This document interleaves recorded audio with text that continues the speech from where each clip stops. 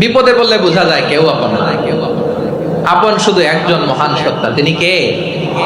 এটা কি আপনারা খেয়াল রাখতে পারবেন? হ্যাঁ, বিপদে আপদে কেউ আমাদের বাঁচাতে পারে না, তরাতে পারে না, মুক্তি দিতে পারে না, উদ্ধার করতে পারে না, একমাত্র আমার প্রভু ছাড়া, আল্লাহ ছাড়া। চিল্লায় বলেন ঠিক কিনা? এবং প্রিয় পটুয়াখালীর ভাইয়েরা, মাথার সাথে এটা সেট করে নিতে হবে যে আমাদের পুরো জীবনটাই পরীক্ষা। পুরো জীবনটাই কি? The life is a test. পুরো জীবনটাই পরীক্ষা। এই জীবনে বিপদ আসবে, আপদ আসবে, পরীক্ষা আসবে, সবার জীবনে এটা থাকে। এক একজনের পরীক্ষা এক এক রকম। আমার পরীক্ষা এক রকম, মাসুদ ভাইয়ের পরীক্ষা এক রকম, চৌধুরী সাহেবের পরীক্ষা এক রকম, আপনার পরীক্ষা একরকম, ওনার পরীক্ষা আবার আরেক রকম। পুরো পৃথিবীটাই পরীক্ষা ক্ষেত্র, সবাই পরীক্ষা দিচ্ছি, কিন্তু কারো পরীক্ষা প্রশ্নের সাথে কারোটার মিল নাই। সুবহানাল্লাহ পড়বেন না? পুরোটাই পরীক্ষা ক্ষেত্র, সবাই পরীক্ষার্থী, কিন্তু প্রশ্নপত্র একটার সাথে আরেকটা মিলে না। One doesn't match the other. একজনেরটার সাথে আরেকজনেরটা মিলে না। কাউকে আল্লাহ তাআলা ধনী বানিয়ে পরীক্ষা করেন। কি বানিয়ে? কথা কি বুঝতেছেন নাকি কষ্ট হচ্ছে? কষ্ট হচ্ছে আপনাদের? কাউকে আল্লাহ ধনী বানিয়ে পরীক্ষা করেন, আবার কাউকে আল্লাহ তাআলা গরিব বানিয়ে পরীক্ষা করেন, কাউকে আল্লাহ অসুস্থ বানিয়ে পরীক্ষা করেন। কেউ দেখবেন যে দুরারোগ্য ব্যাধিতে আক্রান্ত, ডাক্তার বলেছে আর সময় নাই। দুরারোগ্য ব্যাধি, ক্যান্সার, যার নেই কোনো অ্যান্সার, তার জন্য পরীক্ষা হচ্ছে এই রোগ। আরেক লোক দেখবেন তার আবার রোগ বালাই নাই, মাশাআল্লাহ, তাকে আল্লাহ তাআলা আর্থিক দৈন্যতা, দারিদ্রতা দিয়ে পরীক্ষা করছেন। এরকম আছে না নাই? টাকা পয়সা নাই, দিন আনে দিন খায়, যা আছে তাতে চলে না, এটা তার জন্য পরীক্ষা। আবার আরেক শ্রেণীর লোক দেখবেন তাকে আল্লাহ অসুস্থতাও দেয় নাই, দারিদ্রতাও দেয় নাই, তার দাম্পত্য জীবনের সমস্যা আছে না নাই? স্ত্রী কথা শোনে না, অথবা ছেলে মেয়ে কথা শোনে না। তাহলে পরীক্ষা সবার জীবনে আছে, এক একজনের পরীক্ষাটা এক এক রকম। আল্লাহ তাআলা দেখতে চায় যে এই পরীক্ষার সময় আমরা কিরকম রেসপন্স করি, how to deal with the test. কিভাবে এই বিপদ আপদ পরীক্ষাগুলোকে আমরা হ্যান্ডেল করব, ডিল করব, এটা হচ্ছে আজকের আলোচনার বিষয়। বুঝতে পেরেছেন সবাই? আমার প্রিয় ভাইয়েরা, তাহলে পরীক্ষাময় আমাদের জীবন, বিপদ আপদ পরীক্ষা, এটা মানুষের পিছু ছাড়ে না। সবার জীবনে পরীক্ষা আছে। নবীদের জীবনেও পরীক্ষা ছিল। সাহাবারা জিজ্ঞেস করেছেন, ইয়া রাসূলুল্লাহ, আইয়ুন নাসি আশাদ্দু বালাআন ফিদ দুনিয়া, এই দুনিয়ার বুকে কাদের পরীক্ষা সবচেয়ে বেশি? বিশ্বনবী বলেছেন, আল আম্বিয়া। এই পৃথিবীতে সবচেয়ে বেশি পরীক্ষা আল্লাহ তাআলা নিয়ে থাকেন নবীদের। কাদের? নবীদের। সুম্মাল আমসাল ফাল আমসাল, এরপরে নবীদের পরের স্তরে যারা, তাদের পরীক্ষা। এরপরে তাদের পরের স্তরে যারা, তাদের পরীক্ষা। সিদ্দিকীনদের, শুহাদাদের, সালিহিনদের, আল্লাহওয়ালাদের। যার ঈমান যত মজবুত, তার জীবনে পরীক্ষাও তত বেশি। চিল্লায় বলেন ঠিক কিনা? তাহলে মুমিনরা, বিশ্বাসীরা, আমরা কি পরীক্ষা বিপদ আপদে ভয় পাই? হ্যাঁ, বিপদ দেখলে ভয় লাগে আপনাদের? ভয় লাগে? হ্যাঁ, না, মুমিনরা বিপদে ভয় পায় না, তারা হতাশ হয় না। সুবহানাল্লাহ, তারা নিরাশ হয় না। বিশ্বাসীরা হাল ছেড়ে দেয় না, তারা ভরসা রাখে একজনের উপর। চিল্লায় বলতে হবে তিনি কে? কারণ মুমিন জানে the grief isn't permanent, the test isn't permanent, the struggle in our life isn't permanent. আমাদের জীবনের দুঃখ, কষ্ট, স্ট্রাগল, এগুলো পার্মানেন্ট নয়। After every difficulties there is an ease. সব কষ্টের পরেই একটা সুখ আছে না নাই? রব্বুল আলামিন বলেন, ফা ইন্না মাআল উসরি ইউসরা, ইন্না মাআল উসরি ইউসরা। ভয় পেও না, চিন্তা করো না, কষ্টের সাথেই আমি রেখে দিয়েছি স্বস্তি। সুবহানাল্লাহ বলেন। মুমিন জীবনে বিপদ যত বেশি, কষ্ট যত বেশি, তার সামনে সফলতা তার চেয়েও বেশি। ঠিক কিনা বলেন? কারণ বিশ্বাসীরা জানে রাত্রি যত গভীর হয়, সুবহে সাদিকের সময় তত আগাতে থাকে। গর্ভবতী নারীর পেটের ব্যথা যত বাড়তে থাকে, ঘরে নতুন মেহমান আগমনের সময় ঘনাতে থাকে। মুমিনদের উপর বিপদ, অত্যাচার, আপদ, পরীক্ষা যত বাড়তে থাকে, কালেমার পতাকা উড্ডয়নের সময় কাছে আসতে থাকে।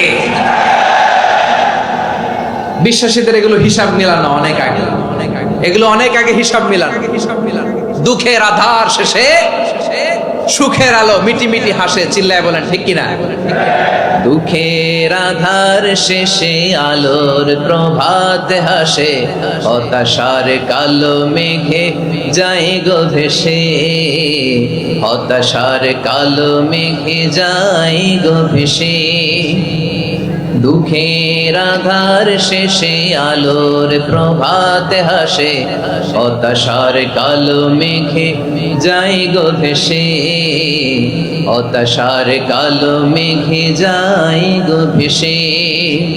কোরআনের পাতায় পাতায় দেখো ঈমানের পথ ঢাকা ব্যথার কাটায়, কোরআনের পাতায় পাতায় দেখো ঈমানের পথ ঢাকা ব্যথার কাটায়।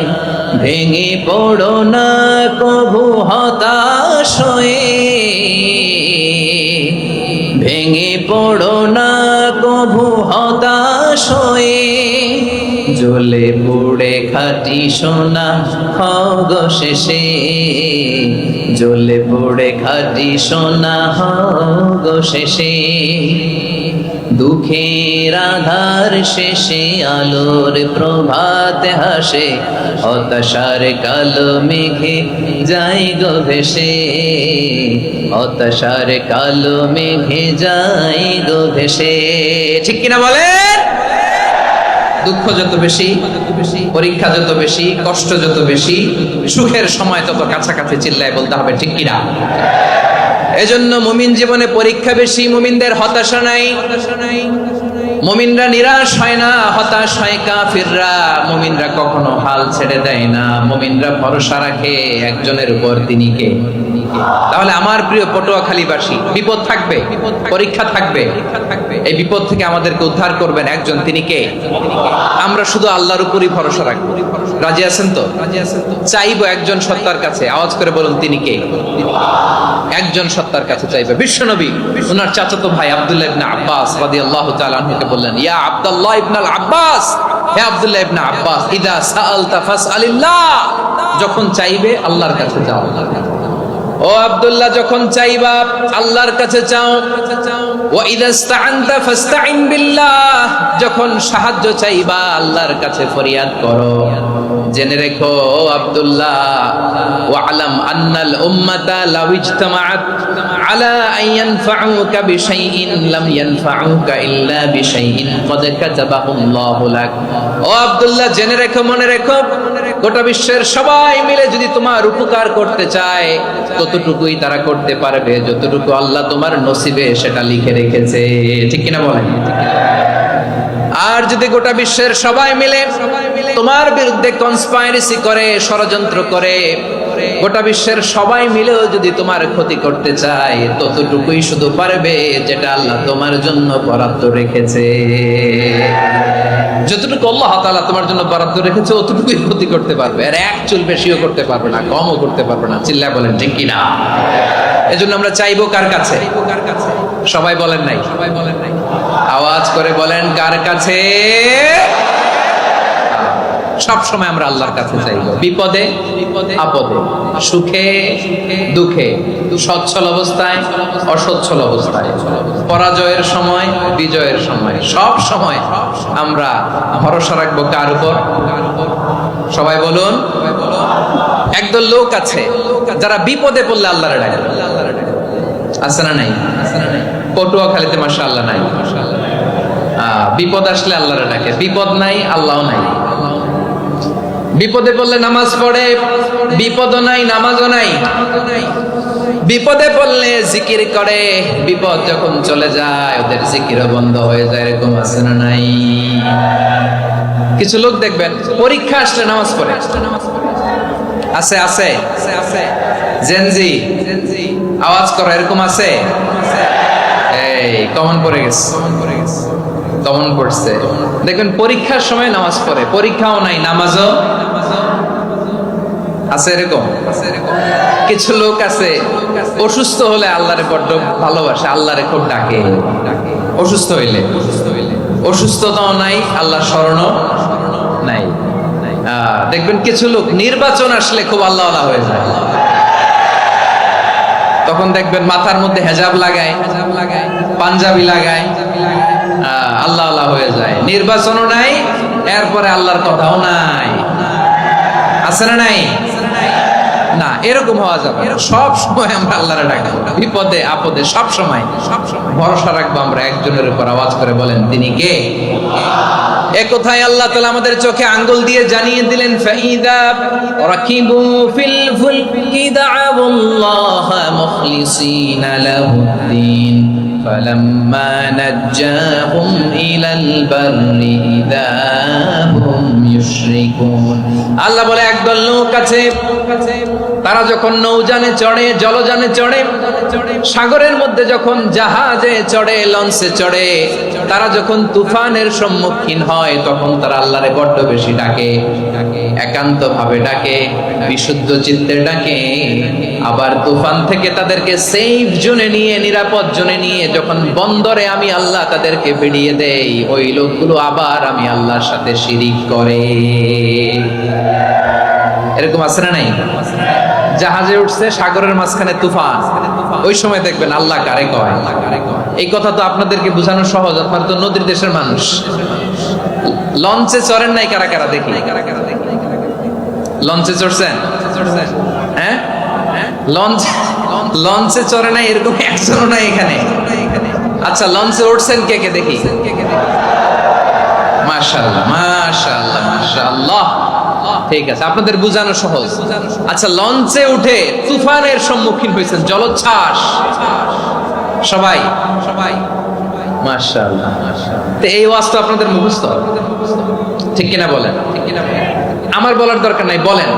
মাঝ নদী, তুফান, জলোচ্ছ্বাস, জলের মধ্যে উচ্ছ্বাস, ঢেউ, টর্নেডো, সাইক্লোন, মেঘের ঘনঘটা, পরিবেশ ঘুটঘুটে অন্ধকার, লঞ্চ একবার এদিকে আরেকবার ওইদিকে, ভিতরে কি অবস্থা হয় বলেন তো? হ্যাঁ, তখন মুসলিম আল্লাহর ডাকে, হিন্দু আল্লাহর ডাকে, ঠিক কিনা বলেন? আস্তিক আল্লাহর ডাকে, নাস্তিক আল্লাহর ডাকে, ঠিক কিনা? লঞ্চের ভেতর, স্টিমারের ভেতর কান্নারে রোল পড়ে যায়, চিৎকারের রোল পড়ে যায়, সবার মুখ দিয়ে শুধু একটা আওয়াজ, লা ইলাহা লা ইলাহা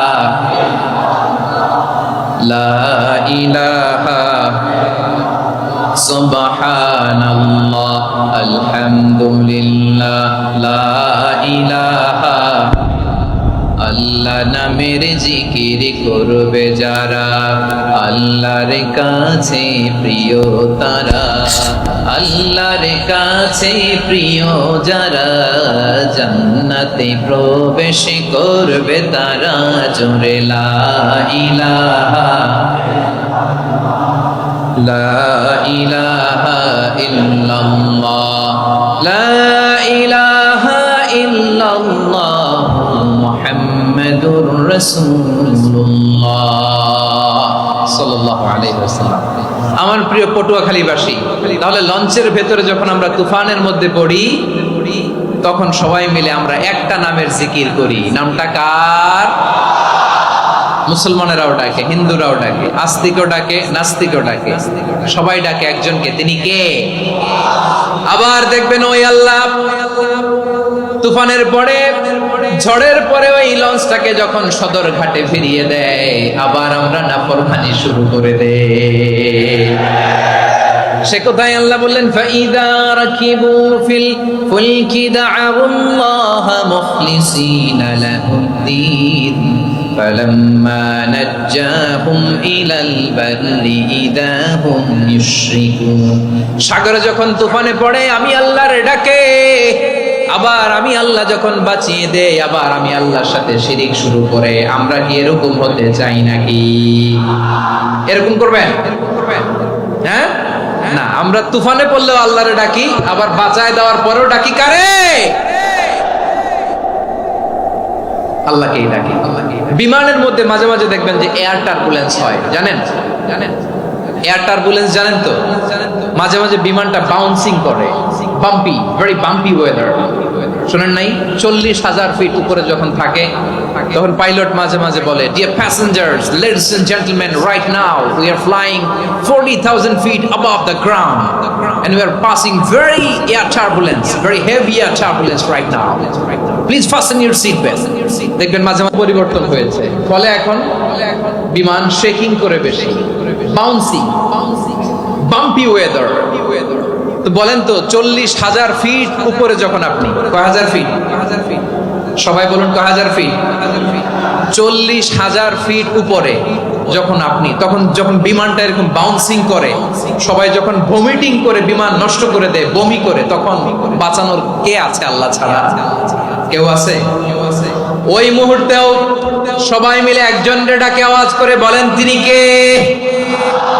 মাঝে মাঝে কিছু সোশ্যাল মিডিয়ায় কিছু ভিডিও পাওয়া যায় যে হেভি যখন এয়ার টার্বুলেন্স হয় 10 সেকেন্ড 15 সেকেন্ডের কিছু ভিডিও পাওয়া যায়, বিমানটা এরকম বাউন্সিং করছে, বাম্পি ওয়েদার, কাঁপছে, মানুষগুলো বমি করছে, অক্সিজেন মাসগুলো সব ঝুলে পড়েছে, বিমানটা শুধু কাঁপছে। তখন দেখবেন বিমানের ভেতরেও এরকম লঞ্চের মতো চিৎকার আছে না নাই? বিমানের ভেতরেও তখন চিৎকার। গত বছর হিথ্রো এয়ারপোর্ট থেকে সিঙ্গাপুর এয়ারলাইন্সের একটা ফ্লাইট, হিথ্রো টু চাঙ্গি, একটা ফ্লাইটে এমন বেশি এয়ার টার্বুলেন্সের শিকার হয়েছিল ওই এয়ারক্রাফটটা, 33 জন যাত্রী সেখানে আহত হয়েছে, একজন যাত্রী নিহত হয়েছে। কেবিন ক্রুজ, এয়ার হোস্টেস যারা আছে, একজনের নাক ফেটে, চোখ ফেটে, কপাল ফেটে, ব্লিডিং হয়ে শয়লা। প্রিয় ভাইরা, 40,000 ফিট উপরে বিমানটা যখন কাঁপবে, তখন আমাদেরকে আল্লাহ ছাড়া আর কেউ বাঁচানোর আছে? এত আসতে বললে হবে? ওই কঠিন মুহূর্তে আমার বাবা আমারে বাঁচাতে পারে, আমার বন্ধু আমারে বাঁচাতে পারে। এই গ্রাউন্ডে, জমিনের বুকে আমার প্রোটোকল, আমার ক্ষমতা, আমার দাম্ভিকতা, কোনো কিছু আমারে বাঁচাতে পারে একজন ছাড়া। চিল্লায় বলতে হবে তিনি কে? সে আল্লাহ বললেন, গোলাম আমি বিপদের সময় ঠিকই তোমাদের বাঁচিয়ে নেই। ওই বিমানের ভেতরে 40,000 ফিট উপরে যখন তোমরা এয়ার টার্বুলেন্সের শিকার হও, তখন নাস্তিকও আল্লাহরে ডাকে, হিন্দু আল্লাহরে ডাকে, জোরে বলেন ঠিক কিনা? আবার বিমানটা যখন শান্ত হয়ে যায়, একটু পরেই বিমানের স্ক্রিনের মধ্যে হিন্দি সিনেমা খোঁজে। বিমানের স্ক্রিনে কিন্তু বিশাল ওখানে আফলাম, ফিল্মের একেবারে বোঝাই করা। বিমানটা শান্ত হলে আবার হিন্দি সিনেমা দেখা শুরু করে। একটু আগে ডাকছিল কারে? কারে? দেখবেন বাংলাদেশে আমাদের ক্রিকেটাররা যখন অন্য কোনো দেশের সাথে খেলে, অনেক সময় এমন হয় বল বাকি একটা, রান দরকার 6টা। বল বাকি কয়টা? পটুয়াখালী বোঝে নাই বোধহয়। বল বাকি কয়টা? রান দরকার। আপনি দেখবেন ক্যামেরাম্যান তখন গ্যালারিতে খালি দেখায় দর্শকদের যে কি অস্থিরতা। হিপ হপ স্টাইলের মেয়েটা, যে মেয়েটার ওড়না এতক্ষণ ছিল গলায়, এতক্ষণ কই ছিল, ওই মেয়েটা দেখবেন ওড়নাটা টেনে মাথায় দিয়ে এরকম মুনাজাত ধরতেছে, আল্লাহ আল্লাহ, একটা সক্কা, আল্লাহ আল্লাহ, আমার লাল সবুজের পতাকারে তুমি অপমানিত কইরো না আল্লাহ, ইন্ডিয়ার সাথে আমাদের খেলা আল্লাহ আল্লাহ, একটা ছক্কা, একটা পুরো খেলা জুড়ে এই মেয়ের ওড়না ছিল গলায়, কিন্তু যখন 1 বলে 6 রান দরকার, ওড়না চলে আসছে কোথায়? মাথায়। আবার মুনাজাত আছে নাই? ঠিকই বাংলাদেশের দামাল ছেলে এমন এক শট মারলো, বল চলে গেল স্টেডিয়ামের বাইরে, ছক্কা, জিতে গেলাম আমরা। পুরো স্টেডিয়াম জুড়ে চিৎকার, হই হুল্লোড়, মौज মাস্তি। যেই মেয়েটা মাথার মধ্যে ওড়না দিয়ে এতক্ষণ সুবহানাল্লাহ সুবহানাল্লাহ বলে আল্লাহর কাছে দোয়া করেছে, ওই মেয়ে এখন আবার ওড়না ফেলে দিয়ে নাচা শুরু করে দিয়েছে। তাহলে আল্লাহর ভয়, আল্লাহর প্রতি আস্থা, বিশ্বাস, ভালোবাসা, এটা কি ক্ষণিকের জন্য? মানে আমার যখন লাগবে তখন আল্লাহর ইউজ করবো নাকি? হ্যাঁ, বিপদে আপদে, সুখের সময় দুঃখের সময়, সচ্ছল অসচ্ছল অবস্থায় বিশ্বাসীরা ভরসা রাখে একজনের উপর। চিৎকার করে বলে পটুয়াখালী তিনি কে? সে আল্লাহ বললেন, গোলাম মনে করো না জাহাজ থেকে সদরঘাটে ভিড়িয়ে দিলাম, তুমি নিরাপদ হয়ে গেছো। মনে করো না 40,000 ফিট থেকে সেফ ল্যান্ডিং এর পরে এয়ারপোর্টে নেমে গেলেই তুমি নিরাপদ হয়ে গেছো। ও মিয়া, বিপদ কি শুধু সাগরে আর আকাশে? ঘরের ঘরের ভেতরও বিপদ আসতে পারে কি পারে না? এজন্য সূরা মুলক আল্লাহ বললেন, আমিনতুম মান ফিস সামাই আন ইয়াখসিফা বিকুমুল আরদা ফাইদা হিয়া তামুর। তোমরা কি ভাবছো তোমরা নিরাপদ? সাগরের মধ্যে তুফান, আল্লাহ আল্লাহ ডাকলাম, সদরঘাটে যে পড়ছে, বাইসা গেছেন তো আপনি। আর পাবে আপনারে আল্লাহ? আল্লাহর তো সাগরের মাঝখানে তো আল্লাহ আপনার পাইছিল, আর তো পাবে না। আর পাবে আপনারে? আর আল্লাহ ধরতে পারবে আপনারে? ঘরের ভেতরও বিপদ দিয়ে আটকাতে পারে কে? 5 স্টার 7 স্টার হোটেলের ভেতরও আমাকে বিপদের মধ্যে ফেলে দিতে পারেন কে? আল্লাহ বললেন, তোমরা কি ভেবেছো তোমরা নিরাপদ? আমি চাইলে ল্যান্ডস্লাইডস, ভূমি ধস দিয়ে 1 লক্ষ এক মুহূর্তে নিয়ে যেতে পারি। এক সুনামি দিয়ে থাপ্পড় মেরে 3 লক্ষ সাগরের ভেতরে ঢুকায় দিতে পারি। 1 সেকেন্ডও লাগে না আমার। أم أمنتم من في السماء أن يرسل عليكم حاصبا فستعلمون كيف نذير। আল্লাহ চাইলে আকাশ থেকে পাথর বৃষ্টি নাজিল করতে পারেন কি পারেন না? এই মুহূর্তে এখানে ভূমিকম্প দিতে পারেন কি পারেন না? আচ্ছা, ভূমিকম্প যখন হয় আমাদের কারো হুঁশ থাকে? আপনি মনে করছেন আমরা সাধারণ মানুষ, আমরা দৌড় দেই, আর প্রেসিডেন্ট প্রধানমন্ত্রী ওনারা বুঝি খাটে শুয়ে থাকে? কথা বুঝে নাই বোধহয়। ভূমিকম্প, আর্থকোয়েক যদি হয়, বাঁচার জন্য আমরা কি করি? হয় খাটের তলায়, ডাইনিং টেবিলের নিচে, উপরে শক্ত কিছু আছে এটার নিচে, অথবা ঘর থুইয়া দাও দৌড়। তো প্রধানমন্ত্রী উনি কি করে? প্রেসিডেন্ট উনি কি করে? হ্যাঁ, উনি খাটের মধ্যে যে শুয়ে থাকে নাকি? উনিও দৌড়, সাধারণ মানুষও দৌড়, প্রধানমন্ত্রীও দৌড়, বাড়িওয়ালাও দৌড়, ভাড়াটিয়াও দৌড়, সবাই দৌড়। নাকি ভাড়াটিয়ারা বাড়ি থুইয়া দৌড়, বাড়িওয়ালারা আর বেরোয় না? এরকম? হ্যাঁ। তাহলে যে কোনো মুহূর্তে ভূমিকম্প দিয়ে নাস্তানাবুদ করতে পারে কে? আমার প্রিয় ভাইয়েরা, আমরা নিরাপদ নই, আমরা তার দয়ায় বেঁচে আছি। কার দয়ায়? এজন্য আল্লাহ বললেন, গোলাম যে কোনো মুহূর্তে বিপদ দিয়ে তোমাদেরকে নাস্তানাবুদ করতে পারি। বিশ্বাসী বলে যদি নিজেকে দাবি করো, সব সময় ডাকতে হবে একজন সত্তাকে। বলেন তিনি কে? এই কথা ক্লিয়ার? এই সবগুলো উদাহরণ শেষে সবার কাছে ক্লিয়ার হয়েছে না যে বিপদ থেকে, আপদ থেকে, পরীক্ষা থেকে, ক্যালামিটি থেকে আমাদেরকে কেউ বাঁচাতে পারে না একজন সত্তা ছাড়া। আবারও বলেন তো তিনি কে? ক্লিয়ার? হ্যাঁ, সবাই বুঝতে পারছেন? আচ্ছা, এবার আমরা দেখি বিষ্ণু ইসা ইসলামের জীবনে বিপদ আপদ ছিল কিনা। উনি বিপদ আসলে কিভাবে ডিল করতেন, বিপদ আসলে কোন দোয়া পড়তে হয়, কিভাবে ফরিয়াদের হাত উত্তোলন করতে হয়, কিভাবে রবের দরবারে নতজানু হয়ে ফরিয়াদ করতে হয়, এটা জানার দরকার আছে না নাই? আসুন আমরা বিশ্বনবীর জীবনী থেকে দেখি বিপদ আসলে উনি কি করতেন। বিপদ আসলেই প্রথমে বিশ্বনবী ইসা ইসলাম একটা দোয়া পড়তেন। কি পড়তেন? তিনি পড়তেন, ইন্না লিল্লাহি ওয়া ইন্না ইলাইহি রাজিউন। নিশ্চয় আমরা আল্লাহর জন্য, নিশ্চয় আমরা কার দিকে ফিরবো ভাই? আবার কার দিকে ফিরবো? আওয়াজ করে বলুন তো, আমরা এসেছি কার কাছ থেকে? আবারও ফিরে যাব কার কাছে? এজন্য বিষ্ণুই পড়ছেন, ইন্না লিল্লাহি ওয়া ইন্না ইলাইহি রাজিউন। নিশ্চয় আল্লাহর জন্য, ওই আল্লাহর দিকেই আমরা ফিরে যাব।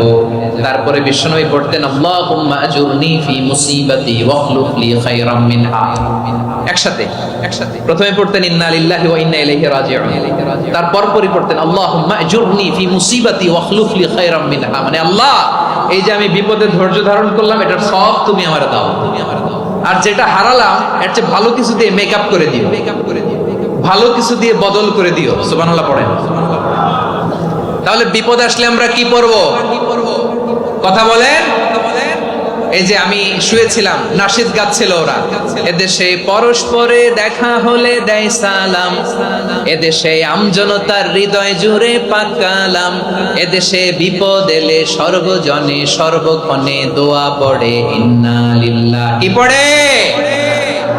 সুবহানাল্লাহ সুবহানাল্লাহ সুবহানাল্লাহ সুবহানাল্লাহ। এদেশে আজান শুনে সূর্য ওঠে শহর গ্রামে, এদেশে আজান শুনে সূর্য ডুবে সন্ধ্যা নামে, এদেশে সকল কাজে সবাই বলে বিসমিল্লাহ, এদেশে ভালো কিছু দেখে শুনে হাসি মুখে সবাই বলে মাশাআল্লাহ। সুবহানাল্লাহ পড়ে। তাহলে বিপদ এলে আমরা কি পড়ি? কথা বুঝলে সবাই উত্তর দিতে হবে। বিপদ এলে কি পড়ি? তাহলে বিপদ এলেই আমরা এখন থেকে ইন্না লিল্লাহ পড়ব, নাকি হাই হুতাশ করবেন? একদল আছে হাই হুতাশ করে, হায় আল্লাহ রে মোর কি হইল রে, মুই কি হরমু রে, মুই কমবে জামু রে, আছে না নাই?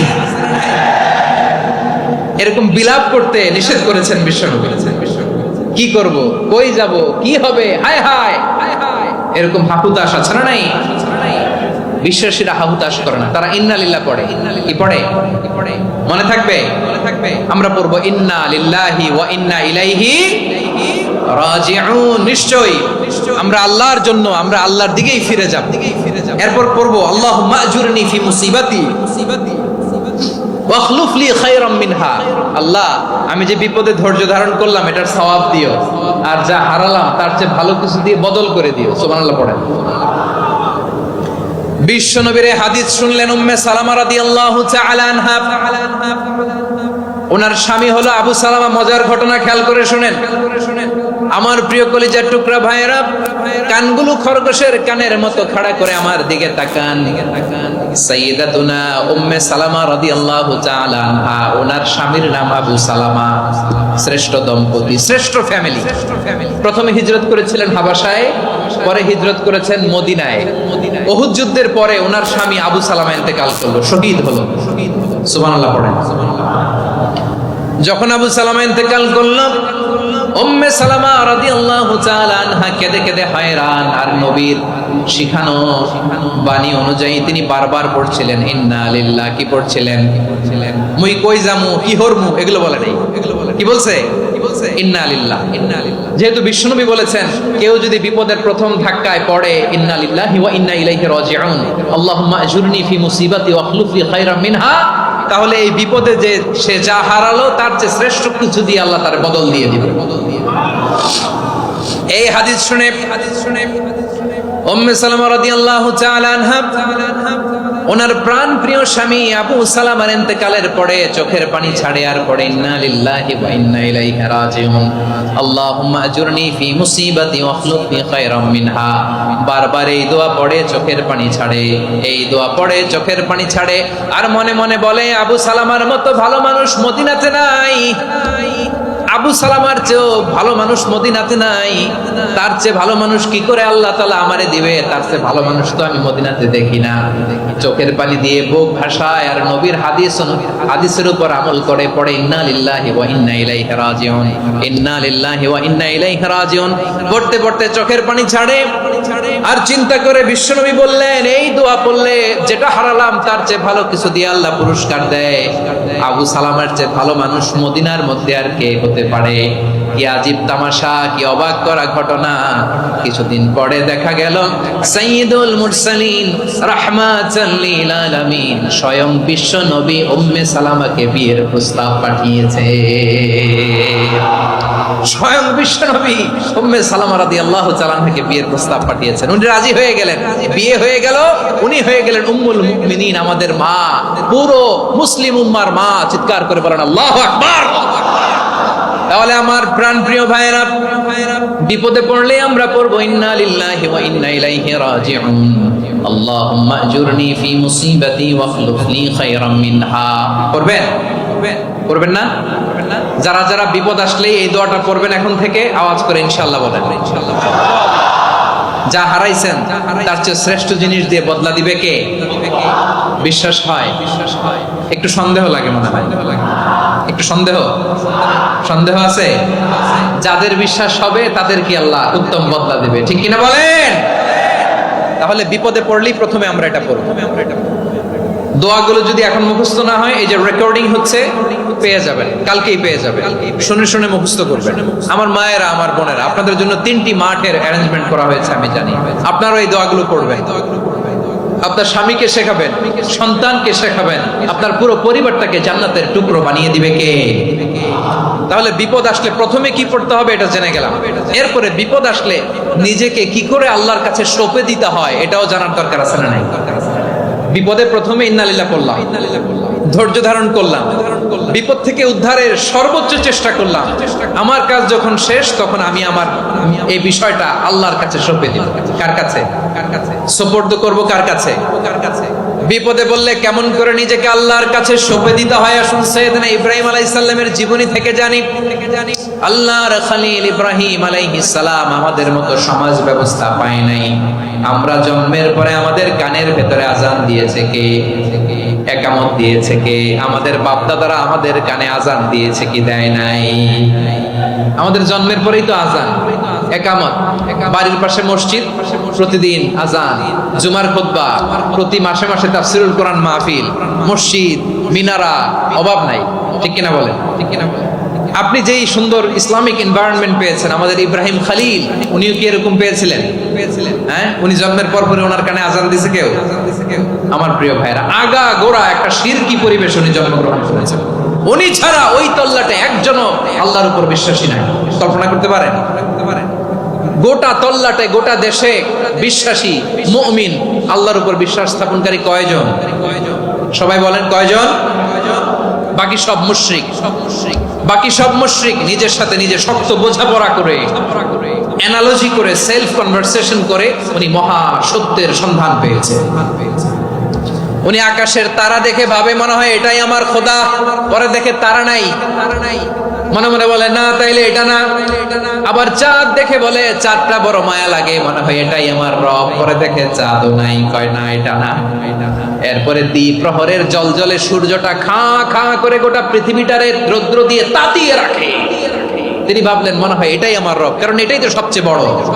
কিন্তু বিকেল বেলা ওই সূর্যটাও যখন চলে যায়, সাইয়েদনা ইব্রাহিম বলে না এটাও তো নাই, আমার খোদা যদি আমারে ছেড়ে চলে যায়, বিপদে পড়লে আমারে উদ্ধার করবে কে? এভাবে নিজের সাথে অ্যানালজি, সেলফ কনভারসেশন করতে করতে করতে তিনি মহা সত্যের সন্ধান পেয়েছেন। সুবহানাল্লাহ পড়েন।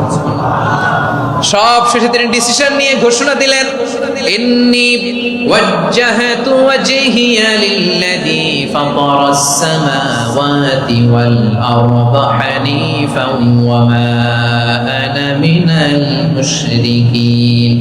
নিশ্চয় আমি এমন সত্তার দিকে মনোনিবেশ করলাম, মুখাপেক্ষী হলাম, যিনি আকাশ বানিয়েছেন, জমিন বানিয়েছেন, আমি মুশরিক নই। সুবহানাল্লাহ।